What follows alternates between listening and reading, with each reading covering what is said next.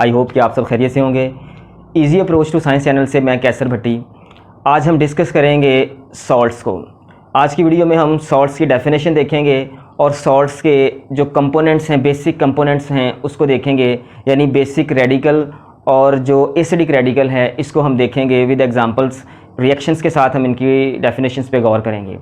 और इस वीडियो में हम सॉल्ट्स की करैक्टरिस्टिक्स को डिटेल के साथ देखेंगे कि सॉल्ट्स की जो बेसिक करैक्टरिस्टिक्स हैं, अहम करैक्टरिस्टिक्स हैं, वो कौन सी हैं।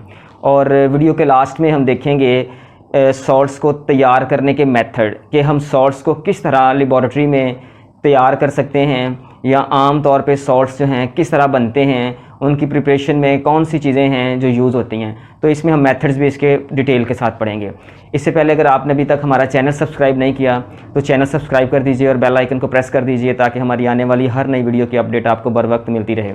तो जी अब स्टार्ट करते हैं हम अपने आज के जो टॉपिक है सॉल्ट्स। ठीक है जी, हेडिंग लगा लें आप यहाँ पे, सॉल्ट्स लें जी। ये हमारा आज का टॉपिक है सॉल्ट्स। देखें जी, सॉल्ट्स क्या होता है। सॉल्ट्स आमतौर पे हमने अक्सर अपने घरों में देखा होता है। ये जो हम सालन वगैरह में यूज़ करते हैं या मुख्तलिफ़ चीज़ें बनाने के लिए हम यूज़ करते हैं। सिर्फ यही सॉल्ट नहीं होता बल्कि इसके अलावा भी सॉल्ट्स की बेशुमार जो टाइप्स हैं, बेशुमार किस्मों का सॉल्ट्स होता है। आज की वीडियो में हम ये सारा जो मुख्तलिफ़ सॉल्ट्स हैं उनको भी देखेंगे और जो हमारे घरों में यूज़ होता है सॉल्ट्स उसको भी देखेंगे। तो आएँ जी, सबसे पहले हम इसकी डेफिनेशन देखते हैं कि सॉल्ट्स की डेफिनेशन क्या होती है। Salts are organic compounds. First of all आपने ये लिखना है कि सॉल्ट्स आर ऑर्गेनिक कंपाउंड्स। जितने भी किस्म के सॉल्ट्स होते हैं वो सारे के सारे ऑर्गेनिक नेचर रखते हैं। ठीक है, और उसके बाद आपने लिखनी है salts are organic compounds, they are generally form by the neutralization of acids with bases. ठीक है, ये आपने जो है इसकी डेफिनेशन है, इसकी जो प्रॉपर डेफिनेशन है कि सॉल्ट्स जितने भी किस्म के होते हैं वे ऑर्गेनिक मटेरियल रखते हैं, ऑर्गेनिक होते हैं नेचर में, और आमतौर पे इनको आमतौर पे, ठीक है, हर दफ़ा नहीं बल्कि ज़्यादातर हम कह सकते हैं कि जब भी एसिड्स और बेसिस आपस में रिएक्ट करते हैं तो वो एक दूसरे को, इनकी न्यूट्रलाइजेशन रिएक्शन होते हैं वहाँ पे, और न्यूट्रलाइजेशन के प्रोसेस में जो है वो सॉल्ट्स जनरेट्स होते हैं, सॉल्ट्स प्रोड्यूस होते हैं। ये इसकी जो है डेफिनेशन है असल में। ठीक है जी, अब यहाँ पे एक मैं आपको चंद यहाँ पे सॉल्ट्स लिख के देता हूँ ताकि फिर हम आगे जो है ना इनको प्रोसीड करते हैं, क्योंकि जब तक आपको कुछ सॉल्ट्स का जो आइडिया नहीं होगा तो देन उस वक्त तक आप इसको सही तरह समझ नहीं पाएंगे। ये एक सॉल्ट है हमारे पास, ठीक है जी, NaCl। ठीक है, ये कौन सा सॉल्ट है? कॉमन सॉल्ट है जो आम हम डेली लाइफ में यूज़ करते हैं। इसको कहते हैं सोडियम क्लोराइड। ठीक है, इसके अलावा ये एक और सॉल्ट है जी, मैग्नीशियम क्लोराइड। ये भी सॉल्ट जो है वो आमतौर पे केमिस्ट्री में यूज़ किया जाता है, लैब में यूज़ किया जाता है। ठीक है, फिर ये हमारे पास है जी कॉपर सल्फेट। कॉपर सल्फेट के अंदर जो है ये एक कह लें कि हाईली इलेक्ट्रोपॉजिटिव मेटल है, कॉपर है, जो यहाँ पे एक सॉल्ट बना रही है। इसके अलावा यहाँ पे जिंक सल्फेट भी हो सकता है। ठीक है, ये भी एक फेमस सॉल्ट है। ये मैंने 2 क्लोराइड के सॉल्ट्स बनाए हैं, 2 सल्फेट्स के सॉल्ट्स बनाए हैं। इसी तरह नाइट्रेट के भी हो सकते हैं, देखें सोडियम नाइट्रेट हो सकता है। ठीक है जी, उसके अलावा सोडियम नाइट्रेट के साथ हो सकता है अमोनियम नाइट्रेट हो सकता है। ठीक है, ये अमोनियम नाइट्रेट है। ठीक है जी, उसके अलावा सिल्वर नाइट्रेट है। ठीक है, ये कौन से सॉल्ट्स हैं? ये आमतौर पे फेमस सॉल्ट्स हैं जो लैब में यूज़ किए जाते हैं या डेली लाइफ में यूज़ किए जाते हैं। अब इन सॉल्ट्स को समझ के आपने जितने के सारे जो हैं ये ऑर्गेनिक नेचर में हैं और ये बनते कहते हैं कैसे हैं, एसिड्स और बेसिस की आपस में जब न्यूट्रलाइजेशन होती है, जब उनके न्यूट्रलाइजेशन रिएक्शंस होते हैं। तो ठीक है, अब हम इसमें देखते हैं कि बेसिक रेडिकल क्या होता है और एसिडिक रेडिकल क्या होता है, क्योंकि शुरू में मैंने आपसे जो कहा था कि हम इसमें बेसिक रेडिकल भी देखेंगे और हम इसमें एसिडिक रेडिकल भी देखेंगे।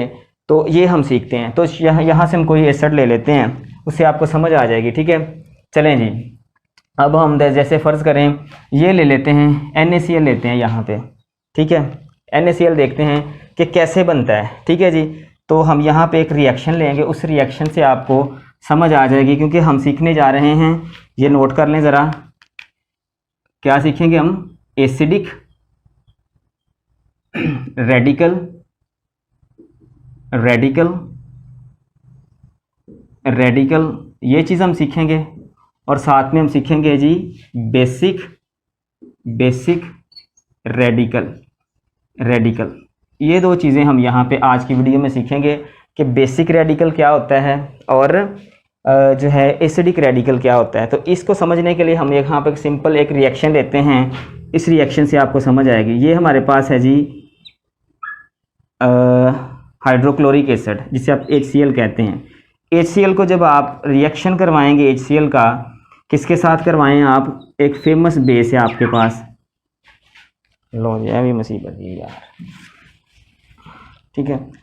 तो यहाँ पे हम एक फेमस जो है रिएक्शन करवाते हैं, ठीक है। ये हमारे पास है जी HCl हाइड्रोक्लोरिक एसिड, इसका आप रिएक्शन करवा दें किसी फेमस बेस के साथ, सोडियम हाइड्रोक्साइड के साथ करवा दें, ठीक है। अच्छा जी, जब ये दोनों आपस में रिएक्ट करेंगे तो होगा क्या? यहाँ से सोडियम जो है क्लोरीन के साथ मिलके तो क्या बना देगा? Sodium chloride. और साथ में क्या बनेगा? एक हमारे पास जो है वाटर बनेगा। यहाँ से जो है पूरा इसको करें, ये हमारे पास क्या बनेगा? एक वाटर बनेगा।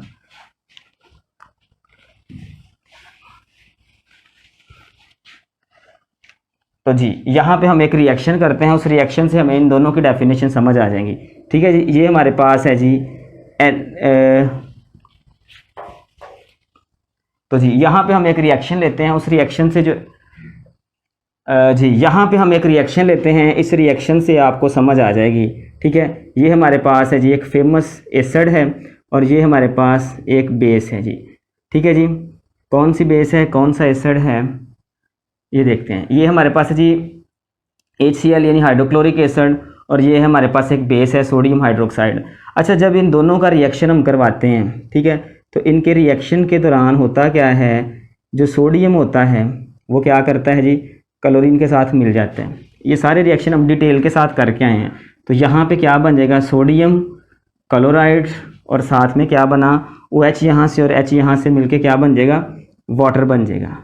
अच्छा, ये चीज़ आप देखें, ज़रा गौर करनी है आपने, ये हमने समझना है इसकी डेफिनेशन को और इसकी डेफिनेशन को। अब मैं इसे यहाँ पे ले आता हूँ, देखें, सोडियम क्लोराइड, अगर इसको हम आयोनाइज करके देखें तो इसमें हुआ ऐसे है कि इसमें सोडियम का जो आयन है वो बना है और क्लोरीन का आयन बना है।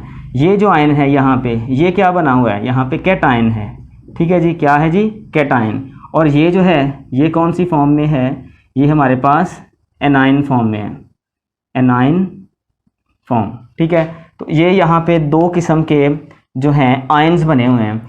अब यहाँ पे किसी भी एसिड में आपने ये देखना है कि एसिडिक रेडिकल कौन सा होता है और बेसिक रेडिकल कौन सा। इन सब में ऐसे ही है, एक एसिडिक रेडिकल होगा, एक बेसिक रेडिकल होगा, एक एसिडिक एक बेसिक।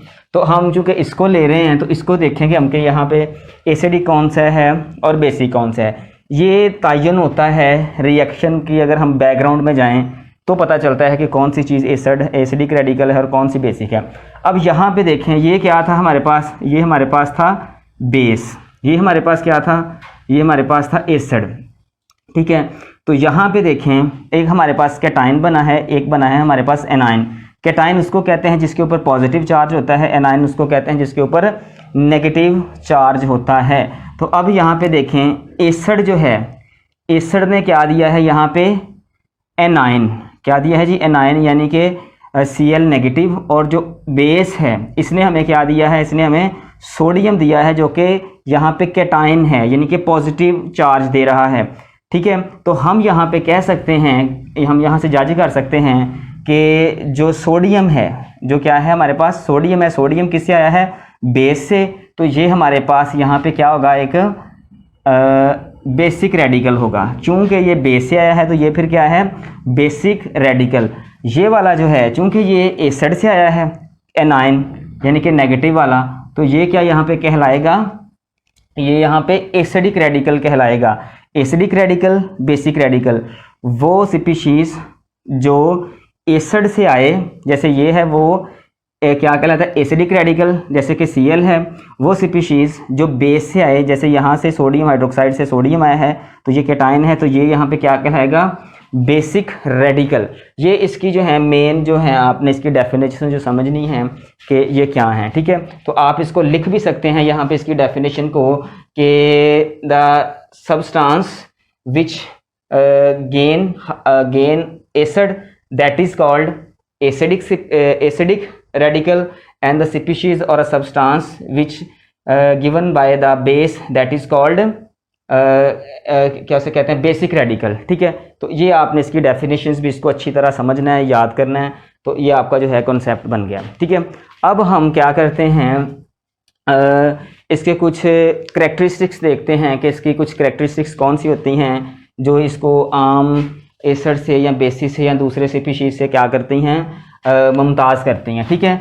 तो इसकी जो फेमस जो है ना करेक्टरिस्टिक्स, उसमें सबसे पहले मैं यहाँ पे आपको जस्ट शॉर्ट लिस्ट करूँगा, ठीक है, और आपको समझा देता हूँ कि किसे कहते हैं, ठीक है। बाकी आप इसको जो है डीपली लिख सकते हैं, ठीक है।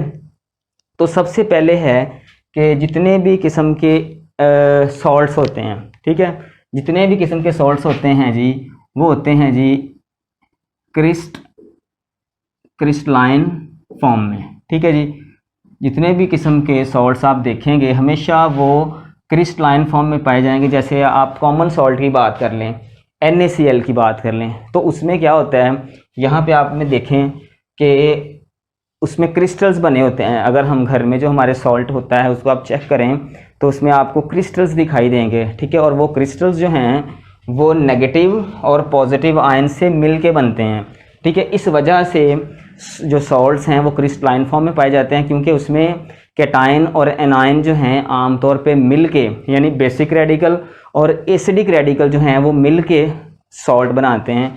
इस वजह से जितने भी किस्म के सॉल्ट्स होते हैं वो क्रिस्टलाइन फॉर्म में पाए जाते हैं, इनके क्रिस्टल्स पाए जाते हैं, और ये इसकी एक बहुत ही यूनिक प्रॉपर्टी है, ठीक है जी। अच्छा, अगर आप इसकी सेकंड प्रॉपर्टी देखें, ठीक है, सेकंड इसकी कैरेक्टरिस्टिक्स देखें, तो वो ये हो सकती है कि जितने भी किस्म के एसिड्स हैं, सॉल्ट्स हैं, उनका जो बॉइलिंग पॉइंट है, ठीक है जी, मेल्टिंग पॉइंट और एंड बॉइलिंग पॉइंट, ठीक है, ये दोनों चीज़ें ऑलवेज हाई, ठीक है, ऑलवेज हाई।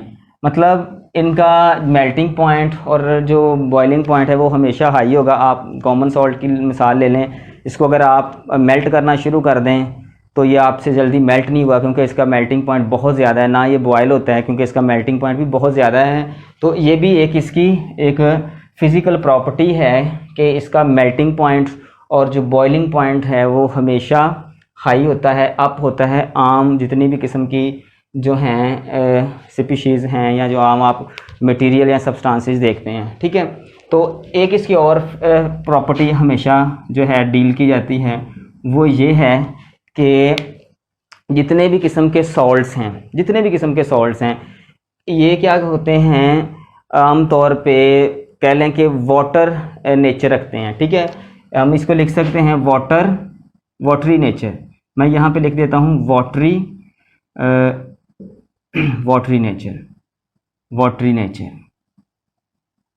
वाटरी नेचर से मुराद क्या है कि जितने भी किस्म के सॉल्ट्स हैं उनमें वाटर जो है किसी ना किसी परसेंटेज से लाजमी पाए जाते हैं। यानी कि वाटर्स के अंदर सॉल्ट के अंदर जो वाटर के मॉलिक्यूल्स की जो परसेंटेज है वो लाजमी पाई जाती है। किसी सॉल्ट्स में वाटर की का जो है मॉलिक्यूल्स कितने पाए जाते हैं, किसी में कितने पाए जाते हैं, यानी कि डिफरेंट हो सकते हैं, ठीक है। अगर कॉपर सल्फेट में बात करें कि कॉपर सल्फेट में वाटर के कितने मॉलिक्यूल्स होते हैं, तो इसमें आमतौर पे 5 मॉलिक्यूल्स ऑफ वाटर होते हैं। हमेशा जब भी हम देखेंगे तो कॉपर सल्फेट में वाटर के मॉलिक्यूल्स कितने होंगे, 5 होंगे, ठीक है। अगर कैल्शियम सल्फेट की बात करें, ठीक है, कैल्शियम सल्फेट, ये हमारे पास कैल्शियम सल्फेट है। कैल्शियम सल्फेट में वाटर की जो अमाउंट होती है या नंबर होते हैं मॉलिक्यूल्स के वो 2 होते हैं। तो इसी तरह सारे मॉलिक्यूल्स जो हैं इनमें वाटर के मॉलिक्यूल्स की जो तादाद है, जो स्ट्रेंथ है, वो डिफरेंट हो सकती है, स्पेसिफिक हो सकती है, ठीक है। और दूसरी बात यहाँ पे ये है कि ये जो मॉलिक्यूल्स हैं, ठीक है, जो भी सॉल्ट में मॉलिक्यूल्स की स्ट्रेंथ है, उनके नंबर्स हैं, वो क्या करते हैं, वो जो सॉल्ट है उसकी शेप डिसाइड करते हैं। वो इस बात के रिस्पॉन्सिबल होते हैं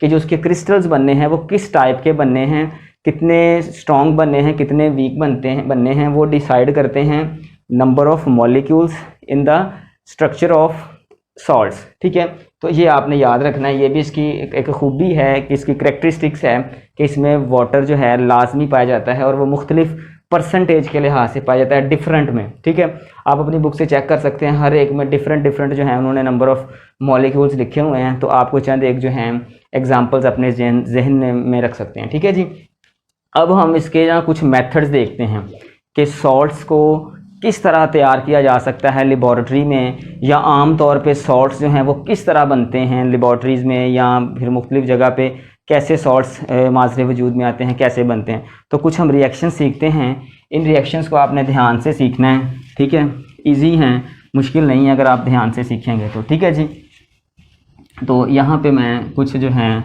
आपको इसके रिएक्शंस करके दिखाता हूँ जिससे हम चेक कर सकते हैं कि सॉल्ट्स जो हैं कैसे बनते हैं। ठीक है, तो सबसे पहले एक बहुत ही फेमस मेथड है, इसे कहते हैं displacement method, direct displacement method. ठीक है जी, डायरेक्ट डिस्प्लेसमेंट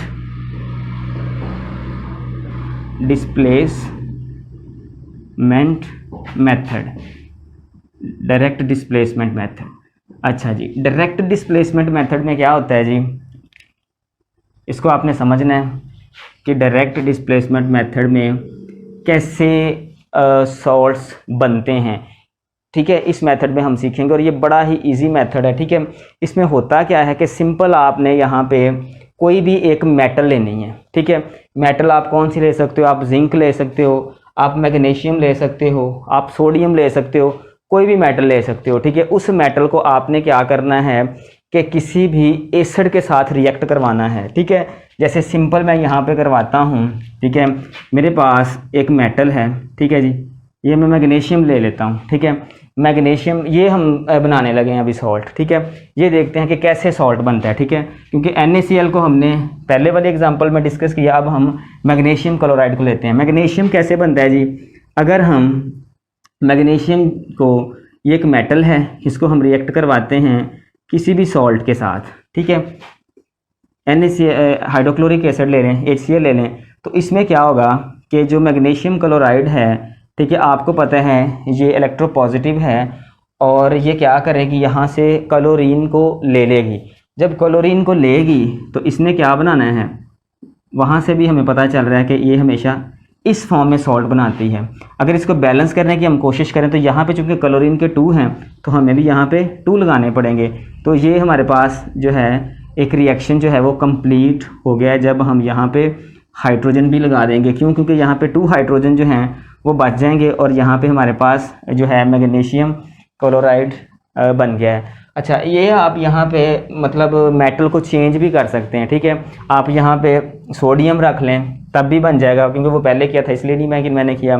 तो आप यहाँ पे मेटल भी चेंज कर सकते हैं, आप यहाँ पे एसिड भी चेंज कर सकते हैं। इस तरह के मेथड से बनने वाले जो सॉल्ट्स हैं, ठीक है, इस मेथड को हम कहते हैं जनाब डायरेक्ट डिस्प्लेसमेंट मेथड। ठीक है, जब एक मेटल डायरेक्ट आके जो है रिएक्शन करती है किसी भी एसिड के साथ और उसके नतीजे में कोई सॉल्ट बनता है, वो हम कहते हैं कि वो सॉल्ट डायरेक्ट डिस्प्लेसमेंट मेथड के साथ बना है। आप यहाँ पे जिंक कर लें, ठीक है, कॉपर कर लें, आप यहाँ पे सोडियम कर लें, एल्यूमिनियम कर लें, कोई भी कर लें, तो उस तरह से जो भी सॉल्ट बनेगा वो डायरेक्ट डिस्प्लेसमेंट मेथड के साथ बनेगा। ठीक है, अब यहाँ पे हम एक और जो है मेथड सीखते हैं। ठीक है जी, ये हमारा पहला मेथड था। ठीक है जी, अब हम एक और मेथड सीखते हैं सेकंड पे नंबर पे, कौन सा, न्यूट्रलाइजेशन बाय, आप लिख लें यहाँ पे, ठीक है, बाय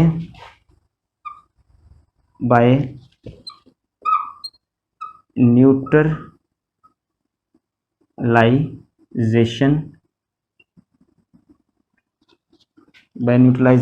ठीक है जी, बाय न्यूट्रलाइजेशन मेथड लिख लें या खाली न्यूट्रलाइजेशन लिख लें, कोई इसमें इशू नहीं है, मेथड। ठीक है जी, बाय न्यूट्रलाइजेशन मेथड से कैसे कोई जो है सॉल्ट बन सकता है ये हम सीखते हैं। ठीक है, देखें ये बहुत ही फेमस रिएक्शन है, अभी मैंने शुरू में भी किया था, आपको याद रखने की ज़रूरत है, इसमें इतनी ज़्यादा नहीं कि आप सिंपल ले लें। न्यूट्रलाइजेशन का मतलब होता है कि आप एसिड भी लें और बेस भी लें। ठीक है, कोई एसिड ले लेते हैं, ये हमारे पास फेमस एसिड है HCl। ठीक है, यहाँ पे हमने कोई फेमस बेस लेनी है। ठीक है, ये हमारे पास बेस है। ठीक है, सोडियम हाइड्रोक्साइड ले लें। ठीक है, पोटाशियम हाइड्रोक्साइड ले लें, कोई इशू नहीं है। ठीक है, जो मर्ज़ी लें। ठीक है, यहाँ पे क्या होगा, रिएक्शन इस तरह होगा कि यहाँ से जो सोडियम है वो क्या करेगा, इसको उतार लेगा। ठीक है, और क्या बना देगा, सोडियम क्लोराइड बना देगा, और बाद बाकी क्या बच जाएगा, वाटर बन जाएगा। सो इस रिएक्शन से क्या पता चलता है कि जब भी एसिड्स की और बेसिस की आपस में न्यूट्रलाइजेशन होती है, न्यूट्रलाइजेशन रिएक्शन होता है, तो उसके दौरान एक तो हमारे पास सॉल्ट बनते हैं और दूसरे नंबर पे हमारे पास क्या बनते हैं, वाटर के मॉलिक्यूल्स बनते हैं, वाटर बनता है।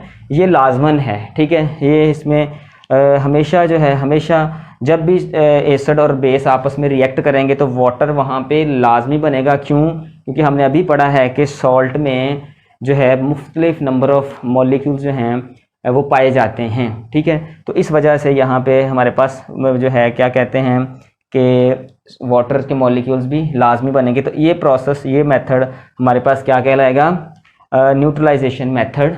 ठीक है, ये हमारे पास 2 मेथड्स हो गए। एक मेथड यहाँ पे और बहुत फेमस है, वो भी हम कर लेते हैं। तीसरा मेथड ये कौन सा है, by acid and metallic oxides. By acidic and metallic oxides, यानी कि आपने नंबर 1 पे तो कोई एसिड लेना है। ठीक है, कोई एसिड ले लें और उसको किसी भी आप जो है मेटेलिक ऑक्साइड्स के साथ रिएक्शन करवा दें। ठीक है, तो यहाँ पे मैं लिखता हूँ जी, इसका नाम लिख देते हैं जी, बाय द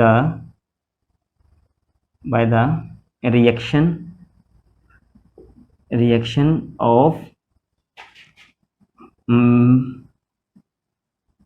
ठीक है जी, metallic oxide, by the reaction of metallic oxide with, इसके साथ विद एसिड। ठीक है जी, किसी भी एसिड के साथ इसका रिएक्शन करवा के देखें कि कोई हमें सॉल्ट मिलता है या नहीं मिलता। ठीक है, तो कोई भी हम ऑक्साइड ले लेते हैं और साथ में कोई भी हम एसिड रिएक्शन करवा देते हैं। जैसे ठीक है, रिएक्शन एसिड बदल लेते हैं, सल्फ्यूरिक एसिड है, सल्फ्यूरिक एसिड के साथ आप कोई जो हमारे पास यहाँ पे वो ले लें, मेटेलिक ऑक्साइड ले लें, जैसे क्यूप्रस ऑक्साइड है। ठीक है, ये क्यूप्रस ऑक्साइड जो एक बहुत फेमस ऑक्साइड है। ठीक है, अच्छा, जब ये रिएक्शन करेगा इसके साथ तो क्या करना है, कॉपर ने यहाँ से सल्फेट को उतार लेना है और कॉपर सल्फेट बन जाएगा। यहाँ पे हमारे पास एक क्या बन जाएगा, वाटर का मॉलिक्यूल बन जाएगा। तो यहाँ पे ये जो चीज़ बनी है, ये भी एक सॉल्ट बना है। अब ये कैसे बना है, ये मेटेलिक ऑक्साइड को हमने जब रिएक्ट करवाया है किसी एसिड के साथ तो बना है। तो इस तरह से भी जो हैं क्या कहते हैं कि जितने भी किस्म के सॉल्ट्स हैं वो बन सकते हैं। ये यहाँ पे आप इस रिएक्शन को भी यहाँ पे लिख सकते हैं। ठीक है, तो ये हमारे पास कौन सा मेथड था, थर्ड मेथड था, जिसके ज़रिए से जो है सॉल्ट्स बनते हैं। ठीक है, अच्छा, अब हम एक लास्ट पे मेथड कर लेते हैं। टोटल 4 मेथड्स जो हैं वो आपकी बुक में डिस्कस किए गए हैं। वो 4 मेथड्स में जो हमने 3 कर लिए हैं, 4th मेथड जो आपकी बुक में डिस्कस किया गया है हम वो भी यहाँ पे डिस्कस करते हैं। वो कौन सा है जी, वो है जी, इजी है ये भी। ठीक है, बाय द रिएक्शन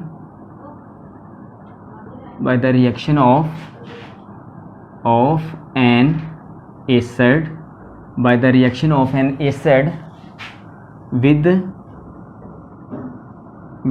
कार्बोनेट। ठीक है जी, सिंपल है ये रिएक्शन।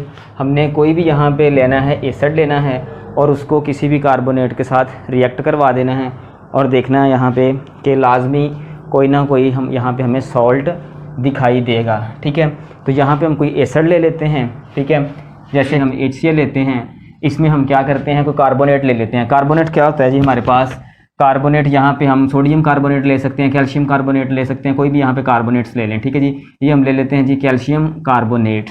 लास्ट वीडियो में मैंने आपसे बात की थी कि जो CO3 होता है इसका मतलब होता है कार्बोनेट, इसको हम कार्बोनेट ग्रुप कहते हैं। तो ये एक कार्बोनेट ग्रुप वाला जो हमने यहाँ पे एक ले लिया यहाँ पे कार्बोनेट, वो इसके साथ जब रिएक्शन करेगा, ठीक है, तो ये यहाँ से इस तरह रिएक्शन होगा। ये इसको समझें ज़रा, ठीक है। ये क्या होगा, हमारे पास कैल्शियम क्लोराइड बन जाएगा, ठीक है। कैल्शियम क्लोराइड बनेगा हमेशा, यहाँ पे Cl2 है तो यहाँ पे फिर हमें 2 लगाना पड़ेगा, ठीक है। अब देखें, गौर करें, हमारे पास सॉल्ट बन गया एक, ठीक है। कैल्शियम क्लोराइड क्या है, एक सॉल्ट है। जिस तरह का मैग्नीशियम क्लोराइड एक सॉल्ट है या सोडियम क्लोराइड एक सॉल्ट है, इसी तरह कैल्शियम कार्बोनेट भी एक सॉल्ट है।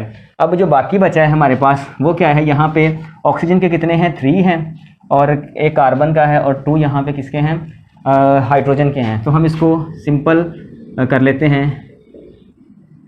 एक हमारे पास कार्बन डाइऑक्साइड का मॉलिक्यूल जो है वो मूव कर जाएगा और बाकी जो है वाटर बच जाएगा। तो इस तरह से भी जो हैं वो सॉल्ट आमतौर पे प्रिपेयर किए जाते हैं, तैयार किए जाते हैं।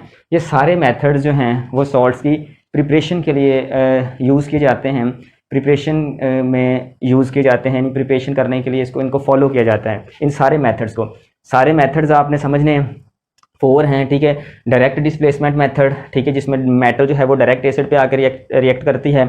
उसके बाद बाय न्यूट्रलाइजेशन मेथड, उसमें क्या होता है, एसिड और बेस को आपस में मिक्स करो तो आपके पास जो है वो कोई ना कोई सॉल्ट बन जाएगा। उसके बाद थर्ड पे हमने किया था कि reaction of metallic oxide with acid. Metallic oxide जैसे कॉपर ऑक्साइड लिया तो कॉपर ऑक्साइड को उसके साथ सल्फ्यूरिक एसिड के साथ यहाँ पे रिएक्ट करवाया तो हमारे पास कॉपर सल्फेट और ये हमारे पास वाटर बन गया, सिंपल। और लास्ट में हमने ये एक वाला तरीका किया है जिसमें क्या होता है कि कोई भी एसिड जो है वो किसी कार्बोनेट के साथ रिएक्ट करता है और बदले में हमें एक सॉल्ट मिलता है। जी, आज का टॉपिक हमारा यहाँ पे कंप्लीट होता है। अगर आपको इस टॉपिक से रिलेटेड या केमिस्ट्री में किसी भी टॉपिक से रिलेटेड कोई भी क्वेश्चन या क्यूरी है तो आप अपने वैल्यूएबल कमेंट्स में कमेंट्स कीजिएगा, फिर हम डिस्कस कर लेंगे इसको मज़ीद, ठीक है। तब तक के लिए अपना ख्याल रखिएगा। Best of luck.